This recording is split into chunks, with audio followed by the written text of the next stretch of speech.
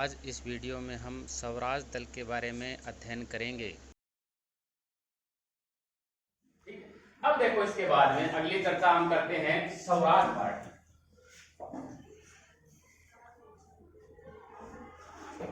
असहयोग आंदोलन के बाद में देखो, स्वराज पार्टी की स्थापना किस कारण होती है? एक तो असहयोग आंदोलन,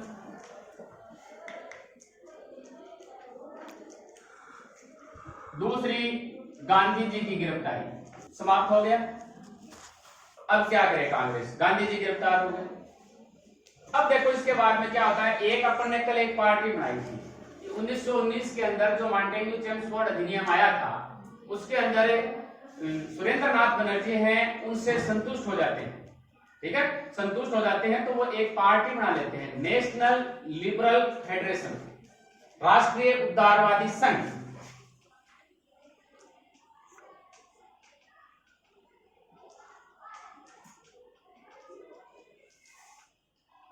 सुरेंद्र नाथ बनर्जी इस पार्टी की स्थापना कर लेते हैं, राष्ट्रीय उदारवादी संघ। ठीक है, इससे पहले असहयोग आंदोलन के लिए मैं एक लाइन और बता देता हूं आपको।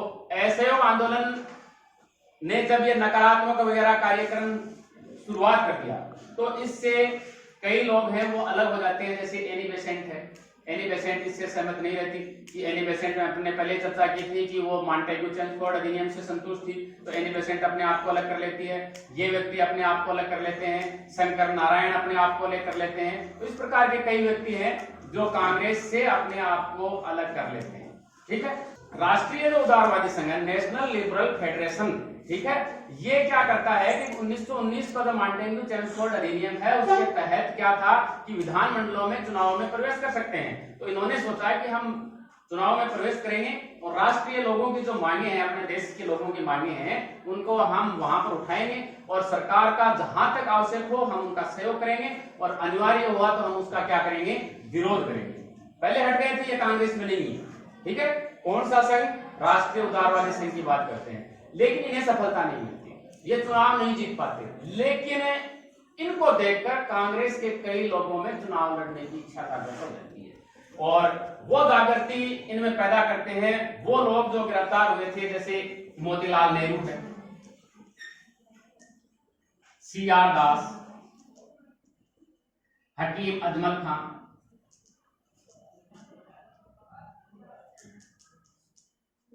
ये व्यक्ति हैं। इन्हें परिवर्तनवादी कहा गया।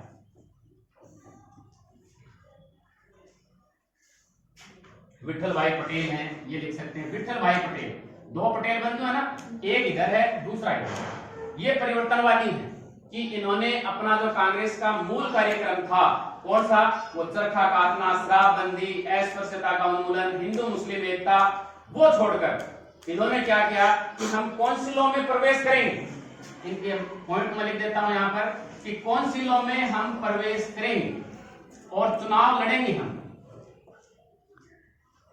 ठीक है, चुनाव लड़ेंगे और राष्ट्रीय जो अपने देश के लोग हैं उनकी मांग उठाएंगे और वहां पर हम उनका विरोध करेंगे, और जो अधिनियम आया है उसकी हम जो भी खोखलापन है कि इस प्रकार से ये सही नहीं है, उसको हम उजागर करेंगे। तो परिवर्तनवादी ये लोग हो गए। दूसरे प्रकार के लोग अपन देख सकते हैं, इस प्रकार के लोग हैं, और इसमें देखो राजेंद्र प्रसाद हैं, राजगोपालाचारी हैं, M.A. अंसारी हैं,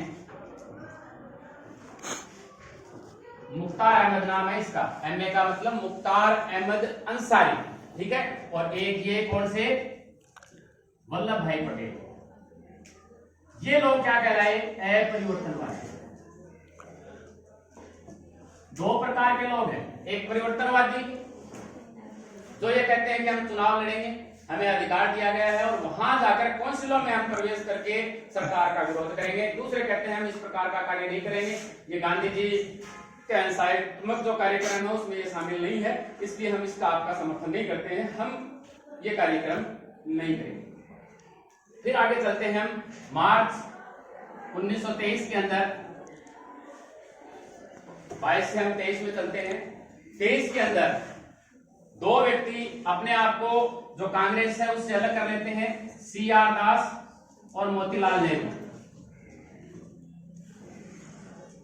और ये एक पार्टी की स्थापना करते हैं, उस पार्टी का नाम है कांग्रेस खिलाफत स्वराज पार्टी, और इसे शॉर्ट रूप में क्या कहा जाता है, स्वराज या स्वराज दल। इसकी स्थापना करते हैं और ये इसके अध्यक्ष रहते हैं और ये इसके क्या रहते हैं जी, सचिव रहते हैं। ठीक है, तो मुख्य रूप से पूछा ये जाता है स्वराज पार्टी की स्थापना किसने की थी, तो सीआर दास और मोतीलाल नेहरू ने इसकी स्थापना की थी। तो स्वराज पार्टी की स्थापना हो जाती है। इस प्रकार के ये लोग आ जाते हैं, परिवर्तनवादी और अपरिवर्तनवादी। अब ये चुनाव लड़ते हैं। ठीक है, नवंबर 1923 में जब इनका चुनाव होता है, पहले 1920 में चुनाव हो गए थे, जो नेशनल लिबरल फेडरेशन वाले हैं वो उसमें सफल नहीं हो पाते हैं, लेकिन 1923 में जो चुनाव होता है 101 जो केंद्रीय विधानसभा की सीटें थी उसमें से 42 सीटों पर ये विजयी हो जाते हैं। कौन, स्वराज पार्टी वाले। और इससे पहले इनका सितंबर 1923 में एक अधिवेशन और होता है। नवंबर से पहले सितंबर 1923 में कांग्रेस का एक विशेष अधिवेशन आयोजित किया जाता है। ठीक है, और उस अधिवेशन में कहा जाता है कि आपके कार्यक्रम को हम कांग्रेस पार्टी में शामिल कर लेते हैं, इसलिए कांग्रेस कहते हैं एक और विभाजन से बच गई, यानी स्वराज पार्टी को वापस कहां ले लिया गया, कांग्रेस पार्टी में ले लिया गया। ठीक है, अब देखो केंद्रीय विधानसभा में 101 से 42 सीटों पर ये विजयी हो जाते हैं, बहुत बड़ी जीत है। इसके अलावा अगर हम राज्यों की बात करें तो उसमें राज्य थे, देखो जो मध्य प्रांत है, मध्य प्रांत में इन्हें स्पष्ट बहुमत मिल जाता है। बंबई में ये बड़ी पार्टी के रूप में विजयी रहती है। ठीक है, इसके अलावा अगर हम बात करें बंगाल है, उत्तर प्रदेश है, यहां पर भी इन्हें संतोषजनक सफलता मिल जाती है, लेकिन मद्रास वगैरह के अंदर इन्हें आशा के अनुरूप सफलता नहीं मिलती। जैसे मद्रास है और दूसरा पंजाब और मद्रास में इन्हें आशा के अनुरूप सफलता नहीं मिलती। अगर हम सार रूप में बात करें तो इस प्रकार से इन्हें सफलता मिल जाती है। उसके बाद में 1925 की बात करें तो विठल भाई जो पटेल है, ये कैसा है, परिवर्तनवादी है। विठल भाई, वी पे लिख देता हूं मैं, विठल भाई पटेल केंद्रीय जो विधानसभा है, केंद्रीय विधानसभा का अध्यक्ष बनने में भी सफल हो जाता है।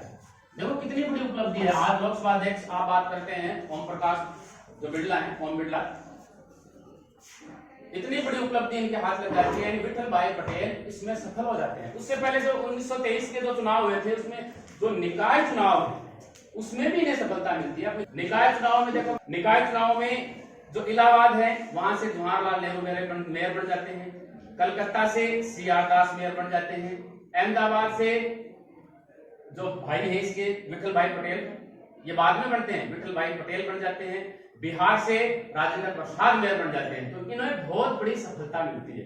लेकिन इसके बाद में क्या होता है, ये पार्टी देखो समाप्त कैसे होती है, इसको समाप्त भी करना है। 1925 में सीआर दास की मृत्यु हो जाती है।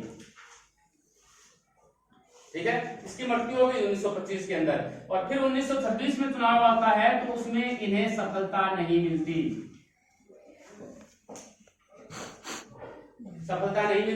तो इसके बाद में स्वराज दल है वो समाप्त हो जाता है। यानी सीआर दास की मृत्यु ही लगभग इसको ले डूबती है, किसको, स्वराज पार्टी। तो ये है स्वराज पार्टी।